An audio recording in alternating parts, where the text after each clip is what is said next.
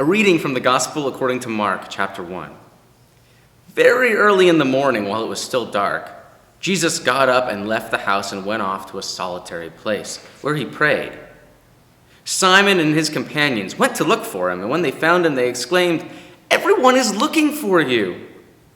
Jesus replied, "Let us go somewhere else to the nearby villages, so I can preach there also. That is why I have come." So he traveled throughout Galilee, preaching in their synagogues and driving out demons. May God grant us wisdom and understanding of this passage.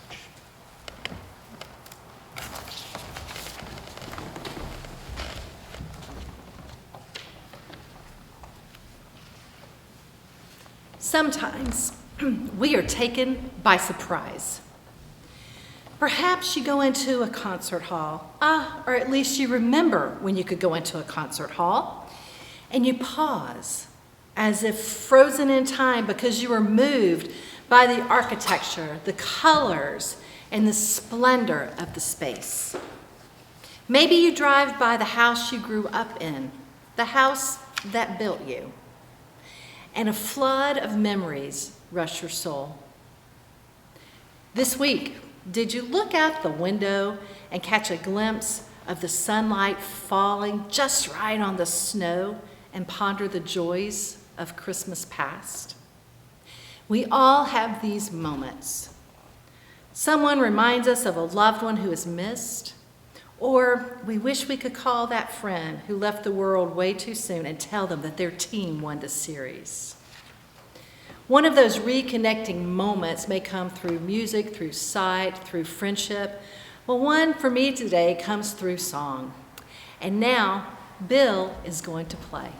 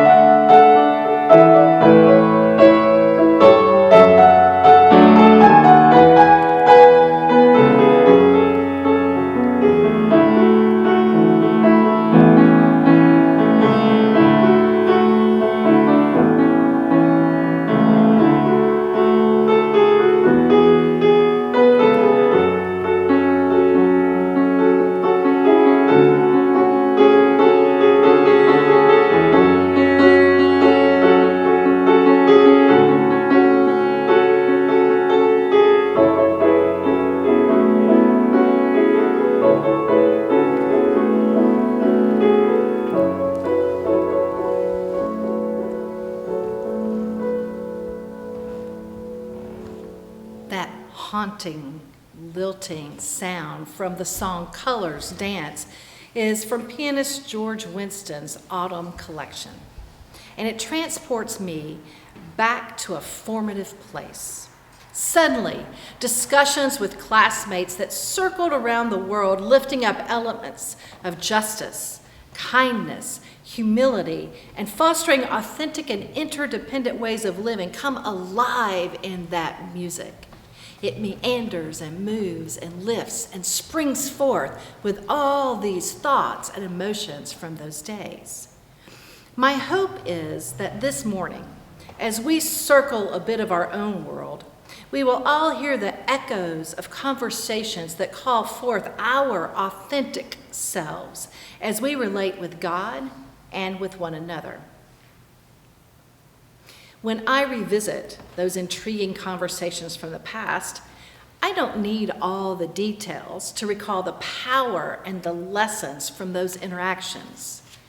I imagine we all have experienced those round table type moments, if you will, those exchanges, those reflections, the struggles and the clashes that shape who we become and who we continue to become. The Gospel of Mark highlights interactions that give us a window into developing relationships and ministry in Jesus' day. And Mark gleans from those similar experiences that he heard about and that he witnessed to string together stories like a symphony, rich with melodic sounds, descant to counter melody. Now, in the first chapter, one tale rolls swiftly into another and then another. In the period of a couple of years and 39 verses, Mark sketches multiple stories, beginning with John the Baptist, his preaching and baptisms. Then he moves on to briefly tell accounts of Jesus' baptism, temptation, disciples, the teachings, the casting, the healing, the praying, and starting all over again. Like the scenes in the scripture, vignettes build our lives. We go through daily, monthly, and yearly routines, and then we too start all over again. Hopefully, learning as the disciples did, and learning from our own lives as well. If we practice intentionality, we do grow, and the chapters of our lives deepen in spiritual maturity. I appreciate Mark's cascading reports. We witness the development of the wider faith circle as he paints with a broad brush. He offers this overall view of Jesus' ministry during those years. Now today, for First Church's annual meeting, we are following suit. With a very wide lens, we will have a limited view of our extensive ministries that have occurred during a pandemic. Committees, boards, members, staff, clergy have been creative, flexible, determined, and intentional.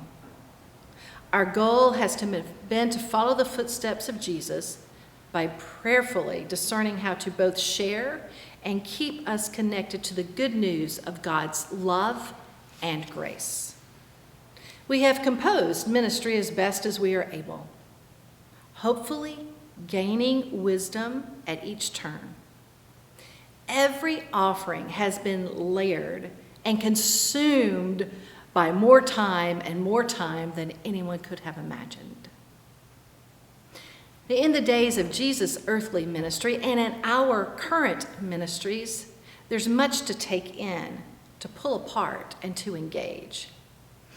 As we read this chapter in Mark, and as we will read it again, hopefully individually, let's dig into the possibilities and feel inspired and discern the power of God's love. And may we do likewise with our book of annual reports. There is one word in Mark's gospel, thankfully not found in our annual reports, on which I center our attention right now. The word is demon. Now, before you get too excited, in the Greek, demon is translated to unclean spirit. Now, circle with me for a moment back to the 1990s. In the television series Buffy the Vampire Slayer, She confronted the unclean spirits of insecurity, ego, fear, prejudice, systemic evil, and territorialism. The show personified these elements in creature forms. There was one episode in which Buffy battled an unclean spirit and was injured. In her woundedness, she gained a debilitating amount of empathy. She took on everybody's pain and was rendered unable to function. Not unfamiliar or unlike some of the feelings that we've had this year. Now, Buffy's friends took care of her and eventually supported her in training others to slay unclean spirits. In real life, our lives, we have injured bodies and hearts. Sometimes empathy impairs our ability to find the balance of caring for ourselves and for others. We too need to enlist a wider interdependent group to slay the unclean spirits that divide and separate us. The snapshot of Jesus calling the disciples comes into play here. Like the slayers and the disciples, we too contemplate, gather, and prepare to teach ourselves and each other to build a group to see, name, and cast out unclean spirits of insecurity, ego, fear, prejudice, systemic evil, and territorialism. In the few verses that Jake read, we know that Jesus had to replenish himself by going to a quiet place to pray. He regrouped with his disciples, and they continued their ministry with new folks. Now, right now, we're in, if you will, a quiet place of prayer. And we're facing some unclean spirits, and we cannot easily slay them. However, we will emerge. We will regroup, changed from this time. We will be ready to embrace Jacqueline Novogratz' idea in the Manifesto for Emmanuel Revolution. She declares, "What if our golden rule were only..." Our sirens are going by. "What if our golden rule were not only do unto others as you would have them do unto you, but also give more to the world than you take from it?"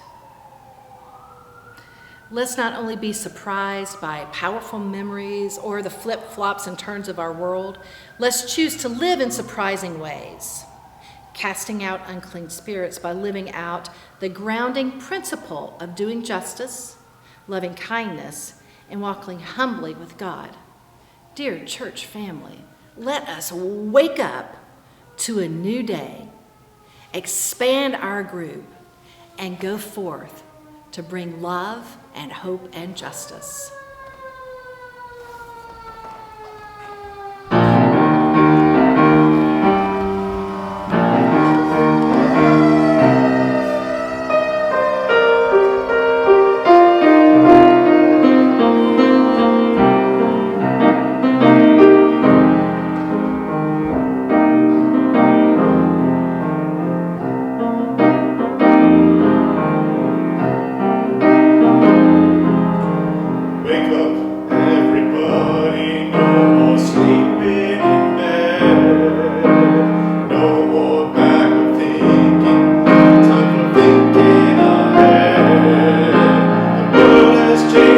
Very much